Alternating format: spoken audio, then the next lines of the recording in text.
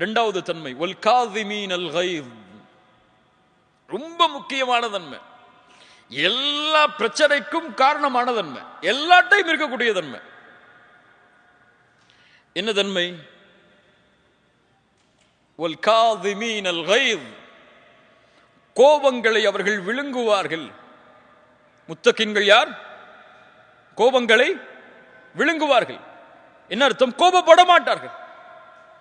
கோபப்படாமல் இருந்தால் எது கிடைக்கும்? எது கிடைக்கும்?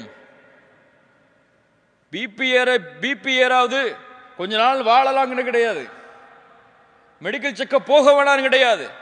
கோபத்தை அடக்கினால் சொர்க்கம். ரசூலுல்லாஹி ஸல்லல்லாஹு அலைஹி வஸல்லம் இடத்தில் ஒரு நபி தோழர் கேட்கிறார், யா ரசூலல்லாஹ், ஒரு அமலை சொல்லுங்கள், அந்த அமல் என்னை சொர்க்கத்தில் அழைத்து செல்ல வேண்டும். லா தக்தப் வலக்கல் ஜன்னah, கோபப்படாதே, உனக்கு சொர்க்கம் உண்டு.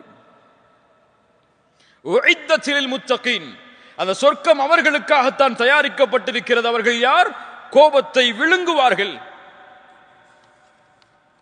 ரசூலுல்லாஹி ஸல்லல்லாஹு அலைஹி வஸல்லம் சொன்னார்கள், ரொம்ப அழகான ஹதீஸ், யார் ஒருவர் கோபத்தை கட்டுப்படுத்துகிறாரோ அதை வெளிப்படுத்துவதற்கு தகுதி இருந்தும், வெளிப்படுத்த முடியும் என்ற நிலைமை இருந்தும் யார் கோபத்தை கட்டுப்படுத்துகிறாரோ அல்லாஹ் ரப்புல் ஆலமீன் நாளை மறுமையில் படைப்புகளுக்கு முன்னால் அவரை அழைத்து சொல்லுவான், ஹூரிலின் பெண்ணில் எந்த பெண் உனக்கு தேவையோ எடுத்து செல் என்று. உங்க மனைவி உங்களை கோபப்படுத்துறாங்கன்னு சொன்னா அந்த கோபத்தை விழுங்குங்கள், அல்லாஹ் இந்த பெண்ணை விட சிறந்த பெண்ணை மறுமையில் தருவான் என்று. ஹூர்லின் உண்டுன்னு சொல்லி அமைதியா இருந்துடணும். இல்ல மாஷா அல்லாஹ். கண்ணியத்துக்குரியவர்களே, வல் காதிமீனல் கைஸ் என்றால் என்ன? கோபத்தை விழுங்குவதென்றால் என்ன? கோபத்தை அடக்குவதற்கும் விழுங்குவதற்கும் என்ன வித்தியாசம்? என்ன வித்தியாசம்? ரசூலுல்லாஹி ஸல்லல்லாஹு அலைஹி வஸல்லம் இடத்தில் ஒரு நபித்தோழர் வருகிறார், உம்மி மக்தூம், கண் தெரியாத நபித்தோழர். யார் இவர்? உம்மி மக்தூம் யார்? இவருக்கு என்ன வேலை சமூகத்தில்? அதான் சொல்லுவார். பிலால் அவர்களும் இவர்களும் முஅத்தின். கண் தெரியாத நபித்தோழர் ரசூலுல்லாஹி ஸல்லல்லாஹு அலைஹி வஸல்லம் குறைஷி பெரிய தலைவர்களோடு பேசிக் கொண்டிருக்கிறார்கள்.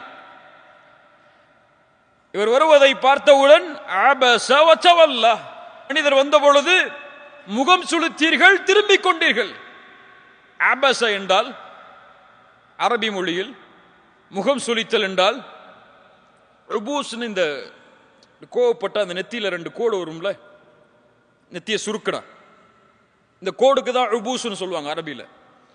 அந்த நிலைமையில் முகம் சுளித்தார். அபஸ வ தவல்லா, அவ்வளவுதான் செஞ்சாங்க ரசூலுல்லாஹ். ஆனா உம்மி மக்தூமுக்கு தெரியுமா ரலியல்லாஹு அன்ஹு ரசூலுல்லாஹ் இப்படி செஞ்சது? தெரியுமா? தெரியுமா? முடியாது, தெரியாது. யாருக்கு தெரியும்? இப்ப கோபப்படும் போது உணர வேண்டும், இந்த கோபத்தை அல்லாஹ் பார்க்கிறான், அவனுக்கு தெரியும். அவனுக்கு இது பிடிக்காது. கோபப்படுபவர்களை அல்லாஹ் ஒருபோதும் நேசிக்க மாட்டான். ஒரு அறிஞர் சொன்னார், அல்லாஹ்வுடைய கோபத்தை அடையக்கூடிய காரியங்களில் மிக முக்கியமான காரியம் கோபம். கோபம் அடைவதற்கு அல்லாஹ் அந்த உரிமையை கொடுக்கவே இல்லை யாருக்கும். நாம் யார் நமக்கு சமமான படைப்புகள் மீது கோபப்படுவதற்கு? நீ இந்த படைப்பை படைத்தவனா? இந்த படைப்பிற்கு உரிமையாளனா? முடியாது. வல் காதிமீனல் கைஸ் என்றால் கோபத்தை விழுங்கிக் கொள்வார்கள். யாராவது கோபப்படுத்தினா, யாராவது ஒரு விமர்சனம் செஞ்சா போ அல்லாஹ் உன்னை மன்னிக்கட்டும் போயிருன்னு சொல்லி கோபத்தை காட்டிட மாட்டாங்க. கோபத்தை விழுங்குவார்கள் என்றால் யாராவது கோபப்படுத்தினால் இவன் சிரிப்பான், அடக்கிக் கொள்வான் உள்ளேயே, அது வெளிப்படையாக வரும் சிரிப்பாக. ஜஸாக்கல்லாஹு கைர், இனிமே நான் திருத்திக்க 2 போயிடுவார். அவர்கள் தான் கோபத்தை அடக்குபவர்கள். வல் காதிமீனல் கைஸ், அல்லாஹ் ரப்புல் ஆலமீன் கூறுகிறான், முஃமின்கள் யார், சொர்க்கவாதிகள் யார்? வல்லதீன யஜ்தனிபூன கபாயிரல் இஸ்ம் வல் ஃபவாஹிஷ் வ இதா மா கதிபு ஹும் யக்ஃபிரூன். என்ன ஒரு குவாலிட்டி! அவர்கள் யார்? கோபம் அடைந்தால் மன்னித்து விடுவார்கள். கோபம் வந்தால் கட்டுப்படுத்துவார்கள் என்றெல்லாம் இந்த வசனத்தில் சொல்லல.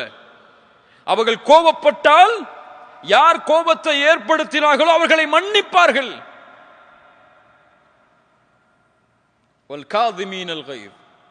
கோபப்படும் பொழுது என்ன சொல்லணும்? கோபப்படாதே, வலக்கல் ஜன்னா, உனக்கு சொர்க்கம் உண்டு. அது முக்கியமா? இந்த கோபத்தை அவருக்கு வெளிப்படுத்துறது முக்கியமா? நீ பலசாலி நீங்க நிரூபிக்கிறதுக்கு முக்கியமா? உனக்கு சொர்க்கம் முக்கியமா? இப்ப முத்தகீன்கள் கோபத்தை விழுங்கிக் கொள்வார்கள். கடைசி தன்மை, மூன்றாவது தன்மை, வல்ஆஃபீன அனின்னாஸ். வல்ஆஃபீன அனின்னாஸ், மக்களுடைய பாவங்களை மன்னித்து விடுவார்கள். அல்ஆஃபு மன்னித்தல், நேசத்தோடு மன்னித்தல்.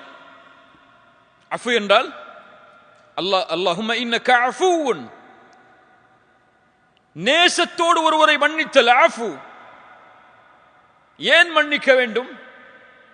ஏன் நான் அவரை மன்னிக்க வேண்டும்? யக்ஃபிருல்லாஹு லக்கும், நீங்கள் மன்னியுங்கள், அல்லாஹ் உங்களை மன்னிப்பான். நீங்கள் செய்யக்கூடிய பாவத்தை அல்லாஹ் மன்னிக்க வேண்டும் என்று நீங்கள் விரும்பவில்லையா? சரியான கேள்விதானே?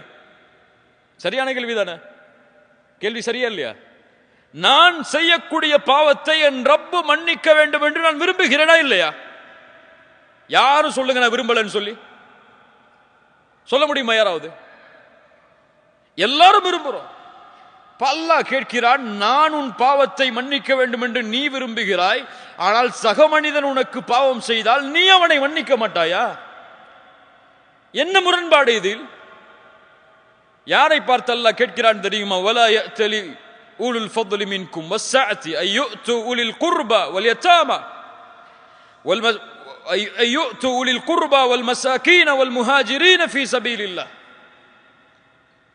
உங்களில் யாருக்கு கண்ணியம் கொடுக்கப்பட்டதோ அவர்கள் ஒருபோதும் சத்தியம் செய்ய வேண்டாம்.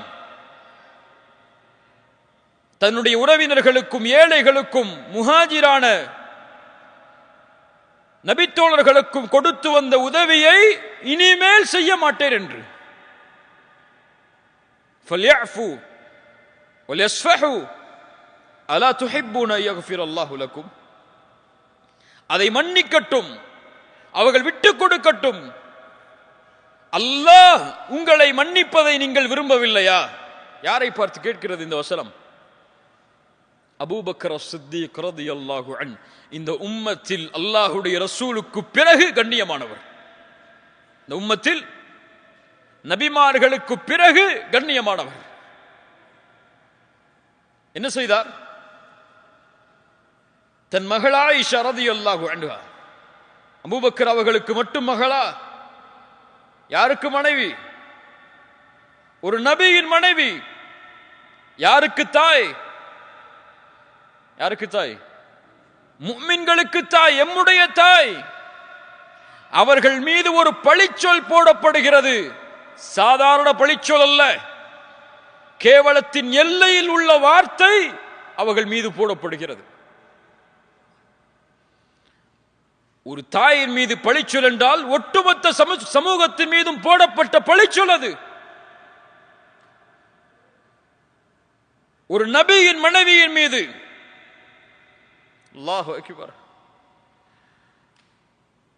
அந்த பழிச்சொல்லில் ஈடுபட்டவரில் ஒருவர் அபூபக்கர் சித்தீக் ரலியல்லாஹு அன்ஹு அவர்கள் உதவி செய்து கொண்டிருந்த, அவருடைய வாழ்வாதாரத்திற்காக செல்வத்தை கொடுத்து கொண்டிருந்த மிஸ்தஹ் ரலியல்லாஹு அன்ஹு. இந்த நபி தோழரும் அறியாமையில் இந்த பழிச்சொல் சொல்லக்கூடிய செயலில் ஈடுபடுகிறார். இதை சொன்னவுடன் அபூபக்கர் ரலியல்லாஹு அன்ஹு மிஸ்தஹ் அவர்கள்ட்ட போய் கொடுத்த காசெல்லாம் திருப்பி கொடுத்துருங்கன்னு கேட்கல, போது நிறுத்தி போன்னு. என்ன கேட்டாங்க? என்ன சொன்னாங்க? ஒரே வார்த்தை சொன்னார்கள், இனிமேல் மிஸ்தஹுக்கு உதவி செய்ய மாட்டேன். அவ்வளவுதான், அவ்வளவுதான் சொன்னாங்க. இந்த வார்த்தைக்காக ஒரு குர்ஆனுடைய வசனம் இறங்குகிறது. அபூபக்கரே, உங்களை போன்றவர்கள் அப்படி சொல்ல வேண்டாம், நீங்கள் மன்னியுங்கள், விட்டுக் கொடுங்கள். சாதாரண விஷயமா? இந்த உலகத்தில் என் மகளின் மீது ஒருவர் இப்படி சொன்னால் நான் எப்படி நடந்து கொள்வேன்? என் மனைவியின் மீது ஒருவர் சொன்னால் எப்படி நடந்து கொள்வேன்? அதை விட பெரிய பாவமா இன்று நமக்கு பலர் செய்த பாவம் எல்லாம்? அல்லாஹ் இப்படிப்பட்ட அருவருக்கத்தக்க ஒரு செயலை செய்த பாவத்தையே மன்னியுங்கள் அபூபக்கரே, விட்டுக் கொடுங்கள் அபூபக்கரே, நீங்கள் செய்த பாவத்தை நான் மன்னிக்க வேண்டும் என்பதை நீங்கள் விரும்பவில்லையா? இன்னைக்கு ஒரு 100 ரியால கொஞ்சம் கூட குறைச்சு வச்சிருப்பாரு, அவ்வளவுதான். இனிமே வாழ்க்கை முழுக்க அவங்ககிட்ட பேசவே மாட்டேன் நான். காசுவன சொத்து விஷயத்தில் அண்ணன் தம்பிக்குள்ள சண்டை, பரம்பரையா பேசாம இருப்பாங்க ரெண்டு குடும்பமும். இவர்களுக்கெல்லாம் ஒரு ஹதீஸ் ரசூலுல்லாஹி ஸல்லல்லாஹு அலைஹி வஸல்லம் சொன்னார்கள், சொர்க்கத்துடைய வாசல் திறக்கப்படுகிறது வியாழக்கிழமையும் திங்கட்கிழமையும். அல்லாஹ் ரப்புல் ஆலமீன் அல்லாஹ்விற்கு இணை வைக்காத எல்லோர்களையும் மன்னிக்கிறான், இருவரை தவிர. இணை வைக்காதவர்கள் மன்னிக்கப்பட மாட்டார்கள், இந்த இருவரும் மன்னிக்கப்பட மாட்டார்கள். இணை வைக்காதவர்கள் மன்னிக்கப்படாதது சரி, அவர்களோடு இணைந்த இந்த இருவர் யார்? தங்களுக்குள் பகைமையால் பேசாமல் இருப்பவர்கள்,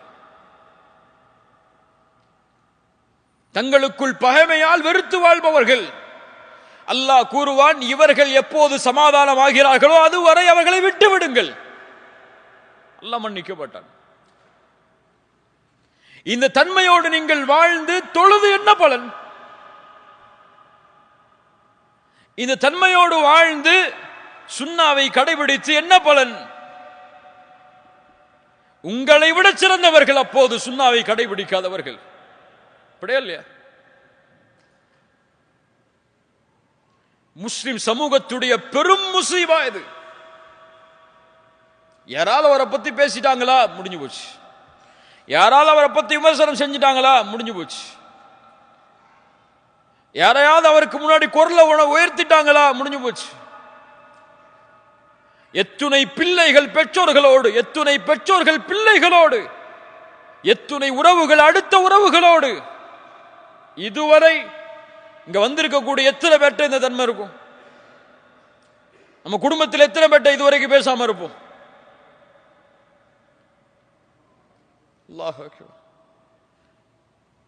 அல்லாஹ் மன்னிக்க வேண்டும் என்று நீங்கள் விரும்பினால் நீங்கள் மன்னித்தே ஆக வேண்டும். இல்லை முரண்பாடு அது. நான் பாவம் செய்தால் என் ரப்பு மன்னிக்க வேண்டும், ஆனால் உன் அடியார்கள் உங்களோடு இருப்பவர்கள் பாவம் செய்தால் நீங்கள் மன்னிக்க மாட்டீர்களா? நேசத்தோடு மன்னியுங்கள் அவர்களை. ஏன் நான் மன்னிக்கிறேன் அவளை? இவரை மன்னித்தால் அல்லாஹ் என்னை மன்னிப்பான். சுப்ஹானல்லாஹ். தனக்கு எதிராக 10 ஆண்டுகள் போரின் மூலமாக தன்னுடைய உறவுகளும் தன்னுடைய தோழர்களும் போரில் இறப்பதற்கு காரணமாக இருந்த அத்துணை குறைஷிகளையும் ரசூலுல்லாஹ் சொன்னார்கள், லா தஸ்ரீப அலைக்குமுல் யௌம் அன்துமுத் துலகா, உங்கள் மீது எந்த பழியும் தீர்க்கப்படாத இந்த நாள் உங்களை நான் மன்னிக்கிறேன், உங்களை நான் விடுதலை செய்கிறேன்.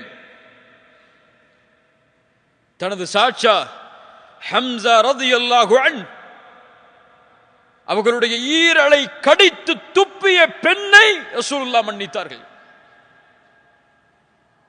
இதை விட கொடிய குற்றமா நமக்கு பிறர் செய்த பாவம் எல்லாம்? யக்ஃபிரு ஃபல்யஃபு, மன்னியுங்கள், அல்லாஹ் எம்மை மன்னிப்பான். வல் ஆஃபீன அனின் நாஸ் வல்லாஹு யுஹிப்புல் முஹ்சினீன். இந்த இஹ்சானை சுமக்கக்கூடிய முஹ்சின்களை அல்லாஹ் நேசிக்கிறான். இந்த 3 தன்மையும் யாரு? முதல்ல யார் அவங்க?